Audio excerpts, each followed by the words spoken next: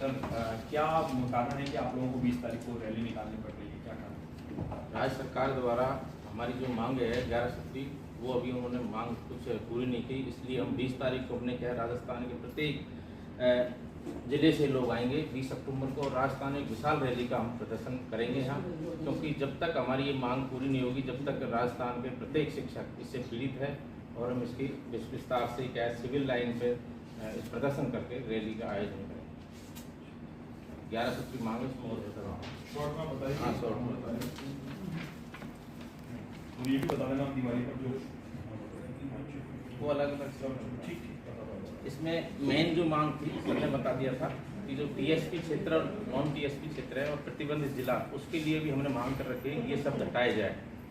इससे क्या है कि गत 10 या 15 साल से जो शिक्षक क्षेत्र में है उनका स्थानांतरण नहीं हो रहा, और एक स्थानांतरण नीति बनाई जाए, उस नीति के आधार पर ही शिक्षकों का ट्रांसफर करें, क्योंकि 10-10, 15-15 साल हो गए टीचरों को उनकी नीति नहीं बनने से परेशान है। एक हमारे ग्रामीण क्षेत्र में जो पंचायत प्रारंभिक शिक्षा अधिकारी क्यों बनाए, उनके पास इतना काम दे दिया, उस काम के लिए हमने अतिरिक्त 10% अलाउंस, 8 के अलाउंस की मांग कर रहे हैं। इसमें क्या है, शारीरिक शिक्षक, पुस्तकालय अध्यक्ष और कंप्यूटर शिक्षक आदि कई शिक्षक ऐसे हैं, उनको अभी तक प्रमोशन नहीं हो रहा, और प्रत्येक स्कूल में कंप्यूटर शिक्षक लगाने की हम मांग कर रहे हैं, और सहायक कर्मचारी भी प्रत्येक स्कूल में मांग कर रहे हैं, क्योंकि इतनी बड़ी स्कूल हो गई, 1 से 12 तक स्कूल हो गए, उनमें आज तक कोई सहायक कर्मचारी का पद नहीं है और कंप्यूटर का भी पद नहीं है।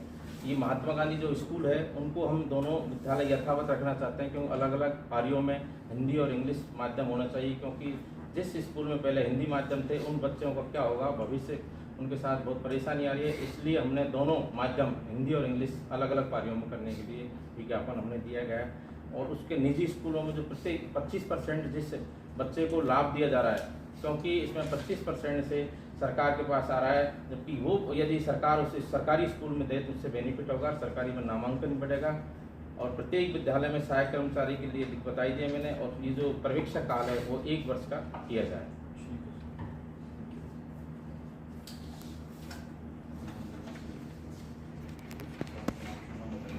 मैं नवीन कुमार शर्मा, प्रदेश संयुक्त महामंत्री राजस्थान।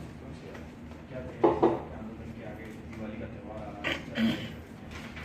सर एक तो मैं बताना चाहूँगा कि जब से सरकार सत्ता में आई है तब से स्थानांतरण नीति को लेकर उन्होंने काफ़ी गाजे बाजे के साथ प्रचार प्रसार किया कि जब भी हम स्थानांतरण करेंगे, स्थानांतरण नीति बनाकर करेंगे। लेकिन 3 साल 3.5 साल गुजर जाने के बाद आज इन्होंने जो स्थानांतरण का जो पिटारा खोला है और मध्य सत्र में शिक्षा विभाग में स्थानांतरण कर रहे हैं, इसकी न कोई नीति है न कोई रीति है। विधायकों की डिजायर पर एक स्थानांतरण कर रहे हैं, और देखा जाए तो बहुत से ऐसे भी हमारे साथी हैं जो डिजायर करा के लाते हैं तो भी स्थानांतरण नहीं हो रहा। ये कौन सी डिजायर का स्थानांतरण कर रहे हैं? उसका कोई स्पेशल है क्या, या उसकी कोई कैटेगरी बना रखी कि इस डिजायर का स्थानांतरण होगा, इस डिजायर का नहीं होगा? इसलिए न तो इन्होंने कोई इसमें विकलांग को देखा है, न कोई एकल महिला चाहे विधवा हो या तलाकशुदा हो उसको देखा है, न किसी का बच्चा गंभीर बीमारी से ग्रसित है उसको देखा है। दूसरी बात मैं कहना चाहूँगा कि एक विधायक की अनुशंसा पर उन्होंने स्थानांतरण किया, और करने के तुरंत बाद शाम को आदेश आता है उसको निरस्त कर दिया गया। तो क्या शिक्षा मंत्री ये बताएंगे कि क्यों तो उसका स्थानांतरण किया, तो फिर निरस्त क्यों किया, क्या रीजन था? तीसरी बात जो अहम बात है कि स्थानांतरण कर रहे हैं, बगल में सीट खाली पड़ी हुई है, यहाँ छोड़कर 500 किलोमीटर दूर उस आदमी को भेज रहे हैं, फिर 10 दिन बाद 5 दिन बाद या उसको अपने पास बुलाकर बाद में उसका निरस्त होकर वापस आ जाता है। ये क्या पॉलिसी है? ऐसा क्यों किया जा रहा है?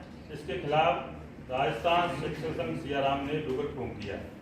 हम दीपावली के दिन, दीपावली पर बीकानेर में जाकर शिक्षा मंत्री महोदय के निवास स्थान पर प्रदर्शन कर वहाँ धरना देंगे और वहीं बैठेंगे और उनसे इन सब सवालों का जवाब मांगेंगे कि आप हमें ही नहीं जनता को भी बताइए आप कि आप क्यों तो स्थानांतरण करते हो, क्यों उनको नष्ट कर देते हो, और क्या प्रायोरिटी है आपकी? क्या शिक्षक के पास एक ही काम रह गया है कि सुबह शाम जाके विधायक के पास जाए? दोनों तरह के शिक्षक जा रहे हैं, एक तो वो शिक्षक जा रहा है उसको अपना स्थानांतरण कराना है, एक वो शिक्षक भी जा रहा है कि मुझे अपना स्थानांतरण रुकवाना है, मैं यहीं रह जाऊँ। पूरे शिक्षा व्यवस्था पूरी चौपट हो चुकी है। मेन अहम बात, 3 महीने से शिक्षक एपीओ बैठे हुए हैं यहाँ। महात्मा गांधी जो विद्यालय उन्होंने खोले उनमें से एपीओ करके बिठा रखा है। 3 महीने से उनको तनख्वाह नहीं मिली है, उनको वेतन नहीं मिला है, 2-3 त्योहार निकल गए, लेकिन वो बिना वेतन के बैठे हुए हैं, कर्जा लेकर अपना घर चला रहे हैं। उनकी क्या स्थिति है? उधर स्कूल में पोस्ट खाली है। ऐसे कितने शिक्षक हैं साहब? इनकी कोई संख्या फिक्स नहीं है, लेकिन सैकड़ों की तादाद में से शिक्षक हैं। जयपुर में कल एक काउंसलिंग की गई है प्राथमिक विद्यालयों की, उसमें घोर अनियमितताएं हैं। उसमें भी आप विषय अध्यापक को, जब निदेशक महोदय का आदेश है कि स्पष्ट पद पर लगाया जाए, लेकिन विषय अध्यापक को जो लेवल 2 का है, बगल में पद खाली है, लेकिन उसी ब्लॉक में लेवल 1 पर उसको समायोजित किया गया है। ऐसा क्यों भाई? जब क्लियर पद खाली है शहर के अंदर, वहाँ क्यों नहीं लगाया गया? तो इस समय देखा जाए तो शिक्षा मंत्री महोदय प्लस विधायक केवल ट्रांसफर कराने में व्यस्त हैं, शिक्षा विभाग की तरफ कोई नहीं देख रहा। इन सब मांगों को लेकर दीपावली पर हम लोग उनके शिक्षा मंत्री के साथ उनके घर के बाहर ही दीपावली मनाएंगे।